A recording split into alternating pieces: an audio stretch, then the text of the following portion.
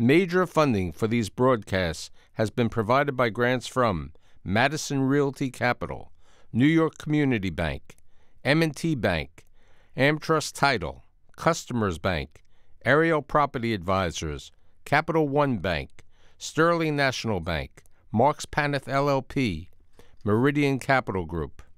Additional funding has been provided by grants from Amarant Bank, AVR Realty Company, Bank of America Merrill Lynch, Briarwood Organization, B6 Real Estate Advisors, CBRE, Chase Commercial Term Lending, Chase Mortgage Lending, Citizens Bank, Collins Building Services, CPEX Real Estate Services, Douglaston Development, Levine Builders, Flushing Bank, Friedman LLP, Handro Properties Handler Real Estate Organization, Hodges Ward Elliott INC, Investors Bank, James D. Kuhn Real Estate Institute at Syracuse University, John Catsimatidis Red Apple Group, Kilroy Architectural Windows, Matone Group, Newmark Knight Frank, Optimum Window Manufacturing Corp., People's United Bank, Rockefeller Group, Rosewood Realty Group, RPW Group, SJP Properties, Stonehenge NYC, TD Bank, Terra CRG, the Merringore Family Foundation, and these friends.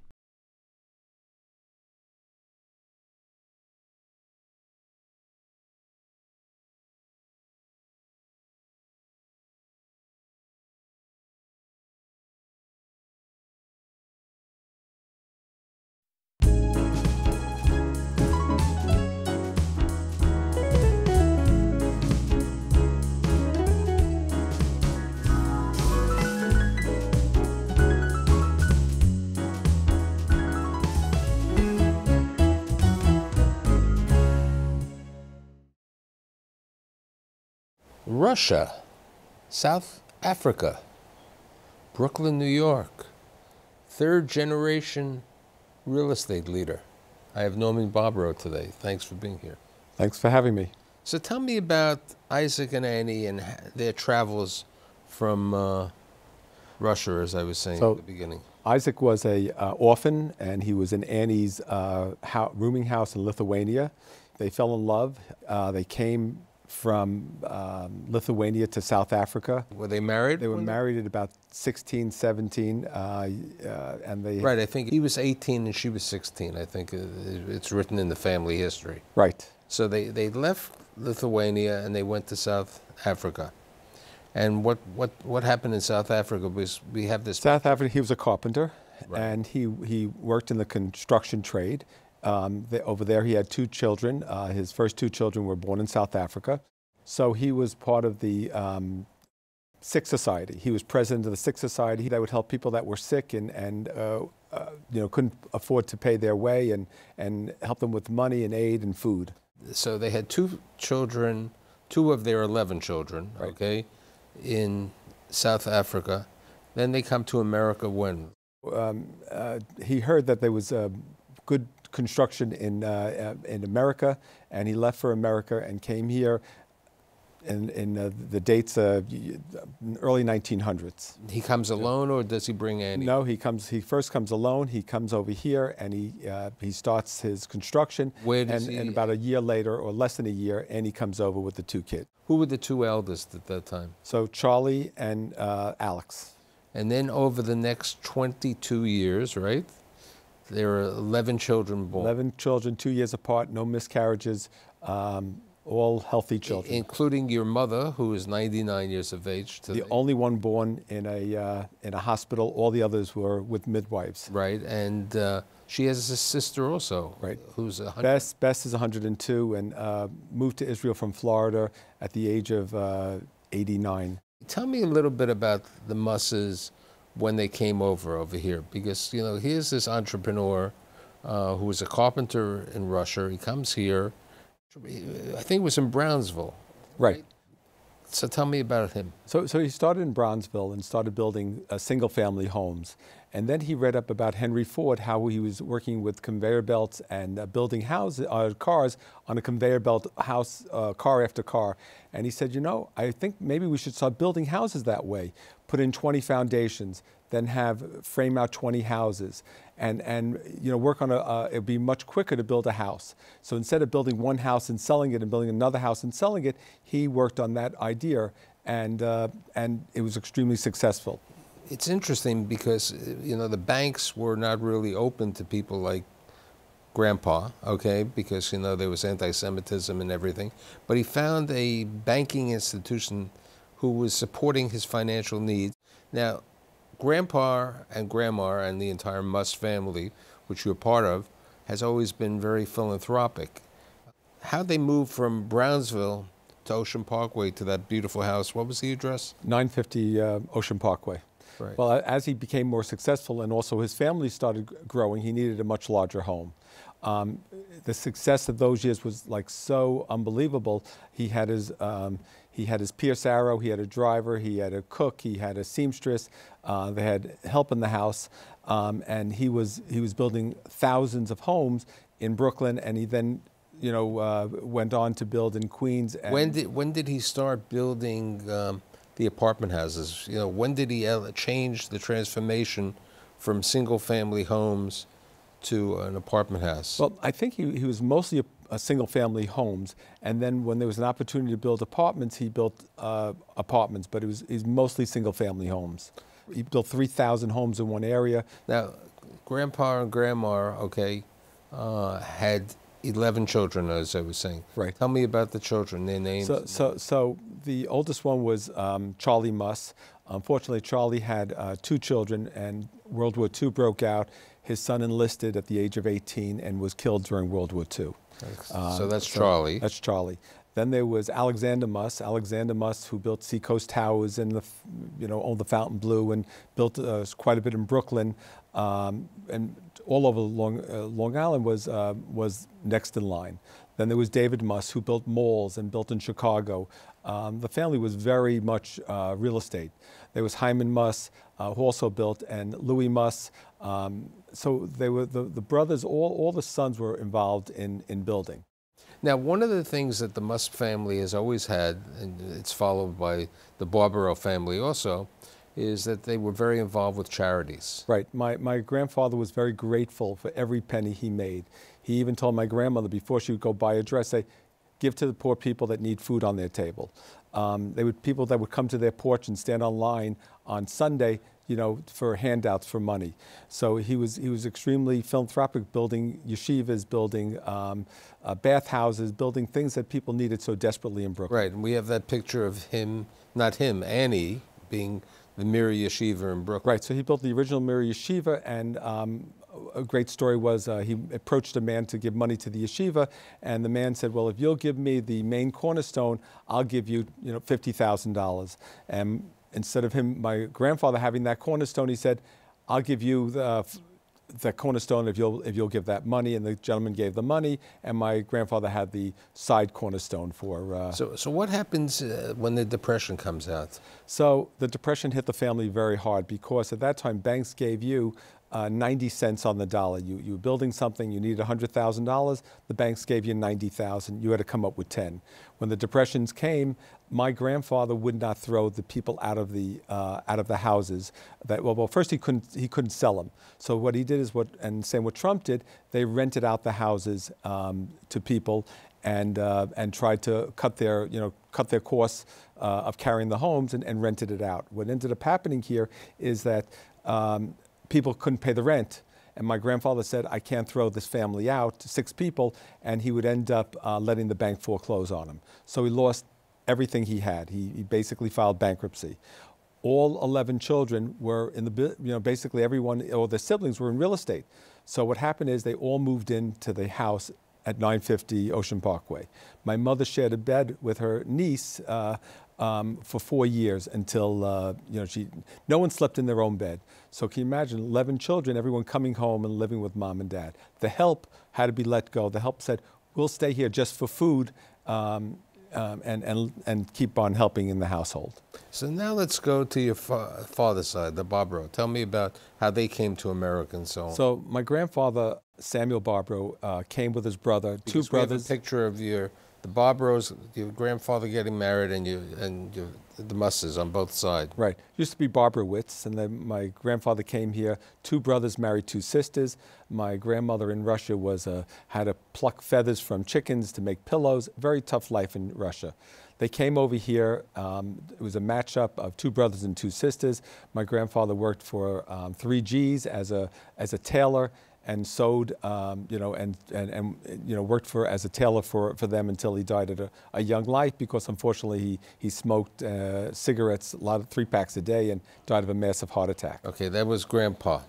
Right, Samuel Bobrow. Okay, and Grandma? So Grandma was very poor. Matter of fact, she used to make handkerchiefs. When a sack of flour came in, she'd cut out the sack and make a handkerchief out of it, because that's how poor it was. I mean, she'd walk blocks to save 10 cents on a dozen eggs. So tell me about Dad's growing up. So my father grew up, he experienced the Depression, and my father always loved the stock market. He thought about how he could make money, and he had to drop out of school in the 11th grade to help support his parents, to help support his mother, because his father had passed on.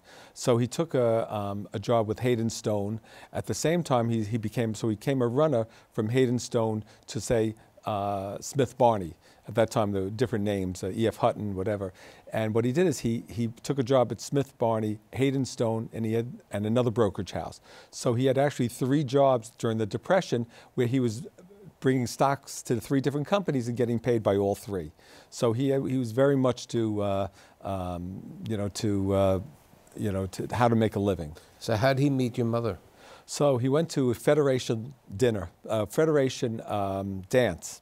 And at the end of the dance, they said, they guaranteed all the women will have someone to take you home if you'll come to the dance.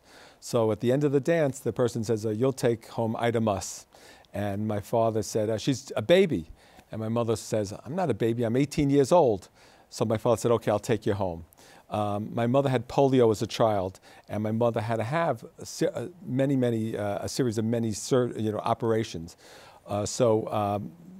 At those days, you were allowed to date my mother for one date, and then you'd have to come back, like a week later. You couldn't have multiple dates, or you'd have to wait 2 weeks.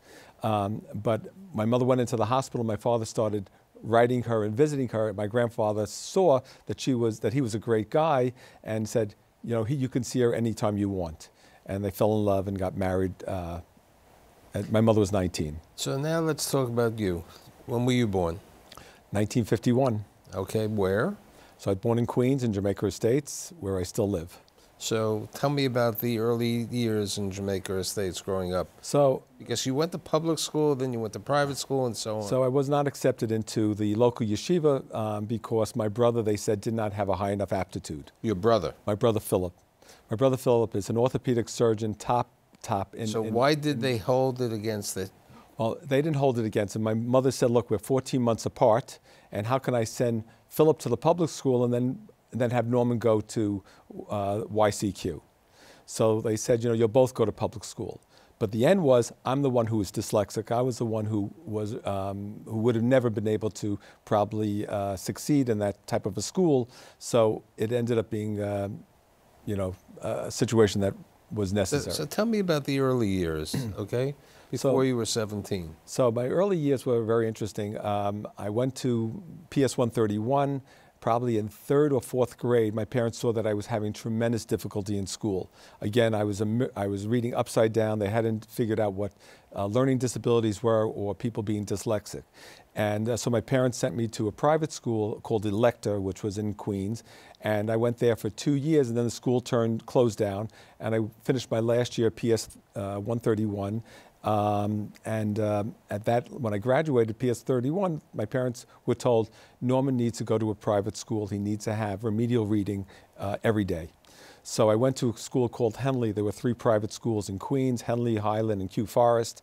And Henley accepted me, and my parents tutored me 5 days a week. Every day I was tutored. I was lucky enough that my parents saw that there was a problem here. When you were young, you got involved with the horticulture?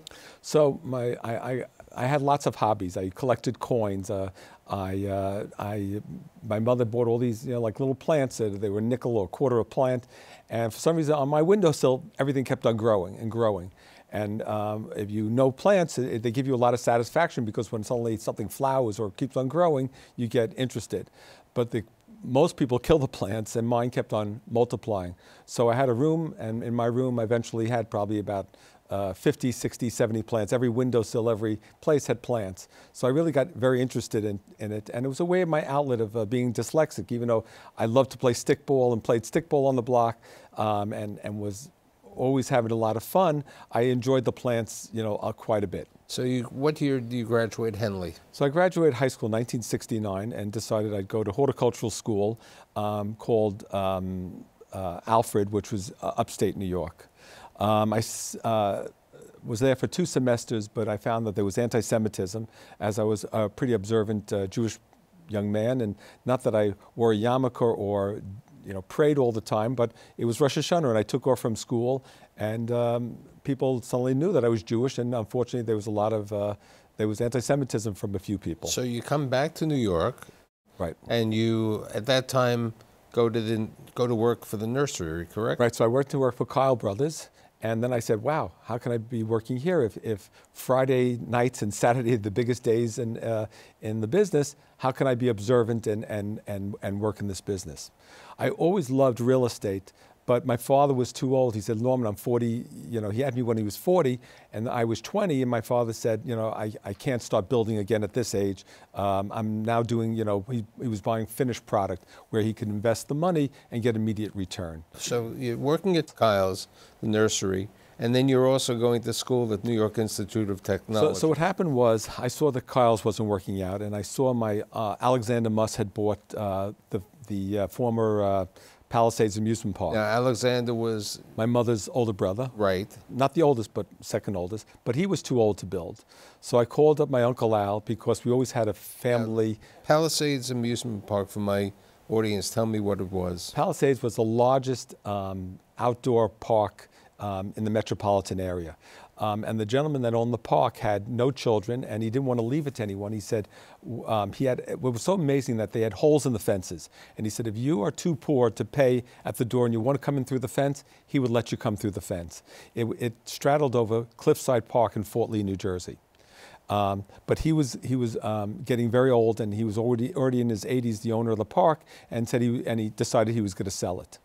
So he sold it to Alexander. But Alexander at that time was working for Centrex? No. Alexander decided he had stopped building his country village houses, and he had stopped building. And Stephen, his son, was building more in Florida. And what ended up happening, he said, I'm better off selling this to my nephew, Joshua Muss, who was David Muss's son, who was president of Syntex Corporation. The other Joshua Muss. The other Joshua, right. There's 2 Josh Musses. Right. There was one from Texas, you could say, that's David Muss's son, and Hyman Muss's son was the other Josh Muss. Both very successful. So this is the Josh Muss from Centrex. Syntex, right. And Syntex is a public corporation? Syntex was a public corporation. The Murchison family were the largest shareholders of the company. And what happens? So how do you leave the horticulture, and also at this time you were in the Army Reserve, National Guard for 7 years? Right. So I was very driven. And said, okay, I want to work, I want to make money. And so I said, anyone, we always had a family policy. If you want to come into the business, call a relative and you can get a job. So I called Uncle Alex, and Uncle Alex said, I'm not doing the job here. Call your cousin Josh in Texas. I called Josh. He said, I can get you the interview, but I can't get you the job. My father drove me to the interview in Fort Lee, New Jersey. The guy said, we're going to give you the job as a timekeeper. And I was paid $112.50 a week, and I got my first job. So what do you do there?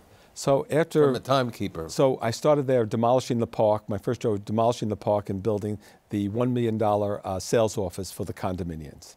And after that, we started building Winston Towers 200. And just before that, I joined the National Guard because my number came out 14. So I was definitely going to be activated. So the only unit I could get into was in Harlem. and I joined the National Guard in Harlem. And so I was going to National Guard one weekend every month, and my vacation 2 weeks, summer camp every. But I had to go first 4.5 months of basic training. So Winston Towers was developed. Right. Then So I built Winston Towers 200. I was there. I was hired, then changed over from a timekeeper to a superintendent.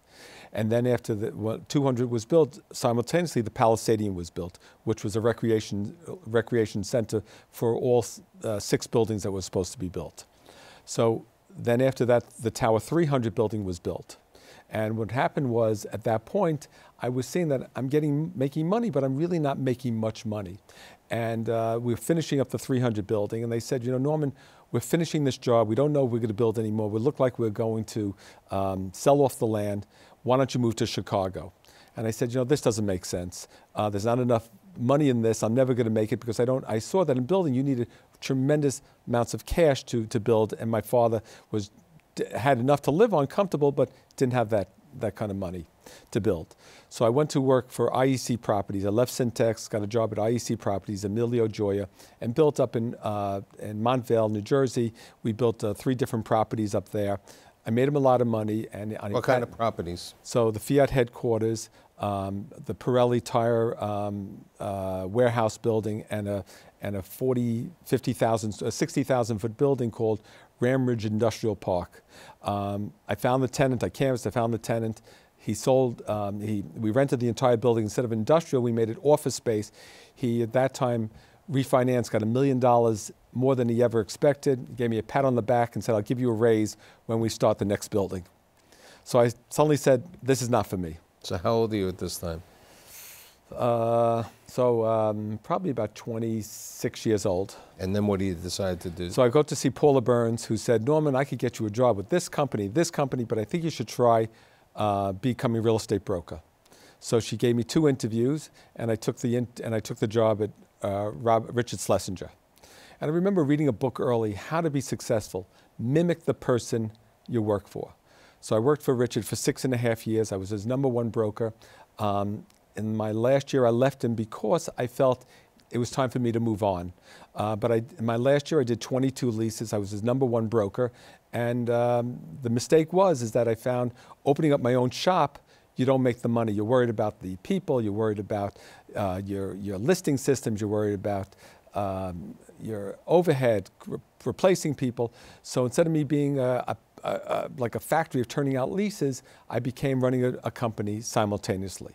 So I opened up my own firm, started with 3 people, then 5 people, then 10 people, then 20 people. So what year does this company start?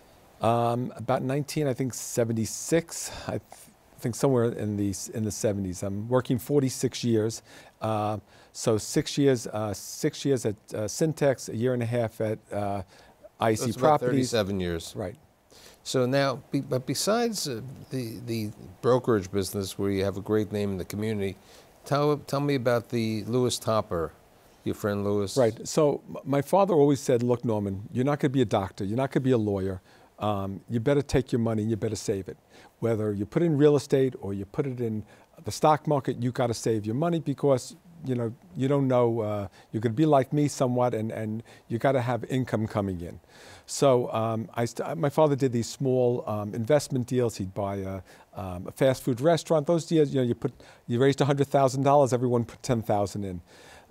So I lived in Jamaica Estates, and a man moves next door to me named Lewis Topper, and basically our kids went to the same day school together, a Solomon Church School of Queens. And one day I'm going into the city, and Lou says, "Come on with me." I was going on the subway. He was driving in. He asked me what I do. I said, "Look, I do brokerage, but I do these small syndications." And he said, "Well, how much do you make on your syndication?" I said, "About 9–10% return." He said, "Well, I own, I work." At that time, he was working for the Zeisy brothers, and they did all these syndications, and that was breaking up. And he said, "Look, I'm operating 3 or 4 different chains at this time." And he said, "I make about 16% return on your money." So I'm always, interested in saying, "Okay, I'm making 10, you're making 16. I'll give you a little money. Let me see how you do with it." So Lewis was. So you and Lewis opened up how many Wendy's? So Lewis ended up being the top operator of Wendy's. We got up to 300 and about 330 stores. Nothing in New York, everything was out of state, and Wendy's looked at him as the top operator. What happened is Louis was an accountant and very bright. He gave up when he broke away from the operations that he was with. He basically specialized in Wendy's. Wendy's would call him and say, look, we have a trouble situation. Why don't you take these 10 stores on? With like a minute left, tell me about the family. You married for how many years? So I'm married for 42 years. I got your 4 wife's children. name? Julia. We have a picture of you and Julia. Right. And tell me about the kids and the grandkids. So I have 4 kids, 12 grandchildren. Okay, Zev, Rochelle, Lisa, and Josh. Tell me about the grandchildren. So I have my 12 grandchildren are, I have 7 in Muncie, 2 in Far Rockaway, 3 in Far Rockaway, and 2 in Cedarhurst. And you're very involved in many charities like the Children's of Chernobyl, Right. Israel Bonds. Everything is what you make, you have to give. You know, God didn't give us money to make it. He gave us money to help others. So my feeling is I make the money, but I got to do something good with it. 1 house, 2 cars, enjoy vacations, but I want to help others. And you truly do. You follow up the tradition of the Musses and the Bobrow. Thanks for being here today. Thank you for having me.